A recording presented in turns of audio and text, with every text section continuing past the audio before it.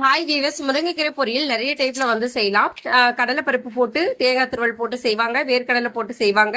இன்னைக்கு வந்து முட்டை போட்டு தான் வந்து நான் செய்ய போறேன். எக் போட்டு இந்த முருங்கைக்கீரை செய்யும் போது டேஸ்ட் வந்து ரொம்ப சூப்பரா இருக்கும். ரொம்ப சிம்பிளான டிஷ்ஷும் கூட. எண்ணெய், கடுகு, வெங்காயம், வரமிளகாய் மட்டும் சேர்த்துருங்க. வெங்காயம் ஒரு 3ல இருந்து 4 வெங்காயம், எந்த அளவு வெங்காயம் சேர்க்கிறோமோ அந்த அளவு வந்து சூப்பரா இருக்கும்.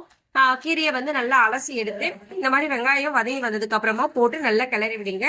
உப்பு வந்து தேவையான அளவு ஆட் பண்ணிக்கோங்க. கீரையெல்லாம் செய்யும் போது உப்பு வந்து நிறைய சேர்க்கக்கூடாது, கொஞ்சமா உப்பு சேர்த்தாவே வந்து கரெக்டா இருக்கும். கீரை வந்து வதங்கி வரும்போது இந்த அளவு தான் வந்து இருக்கும். இந்த கடாய் ஃபுல்லா வந்து நான் வந்து கீரை போட்டேன். இப்போ பாத்தீங்கன்னா கொஞ்சமா தான் இருக்கு. ஒரு 10 நிமிஷம் போல ஆயிலே வந்து நல்லா ஃப்ரை பண்ணிடுங்க. பாதி அளவு வந்து குக் ஆயிடும். அதுக்கப்புறம் ஒரு 1/4 டம்ளர் இல்லைன்னா ஒரு 1/2 டம்ளர் தண்ணி மட்டும் சேர்த்துருங்க. சேர்த்து நல்லா ஒரு மீடியம் ஃபிளேம்ல வச்சு வேக விடுங்க. மூடி போட்டு வேக வைக்கும் போது சீக்கிரமா வந்து வெந்து வந்துடும். தண்ணி எல்லாம் எந்த அளவு ட்ரை ஆகணும், இந்த அளவு ட்ரை ஆனதுக்கு அப்புறமா வந்து முட்டை சேர்த்துடலாம். நான் வந்து இன்னைக்கு 2 முட்டை சேர்த்திருக்கேன்.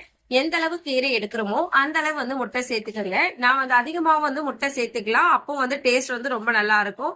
கீரையும் முட்டையும் ஈக்குவலா இருக்கிற மாதிரி நான் வந்து எடுத்திருக்கேன். இந்த மாதிரி செய்யும் போது டேஸ்ட் இன்னும் கூடுதலா இருக்கும். இந்த அளவு வந்ததும் அடுப்பு ஆஃப் பண்ணிடுங்க. இப்போ கீரை முட்டை பொரியல் ரெடி ஆயிடுச்சு. கீரை முட்டை பொரியல் வந்து அப்படியே சாப்பாடோட பிசைஞ்சு சாப்பிடலாம். அப்படி இல்லைன்னா வந்து ரசம் வச்சுட்டு சைட் டிஷ்ஷா வச்சு சாப்பிடும் போது டேஸ்ட் வந்து ரொம்ப சூப்பரா இருக்கும். ரொம்ப ஹெல்த்தியான டிஷ்ஷும் கூட. இதே மாதிரி நீங்களும் ட்ரை பண்ணி பார்த்துட்டு எப்படி இருக்குன்னு சொல்லிட்டு கமெண்ட் பண்ணுங்க. தேங்க்யூ.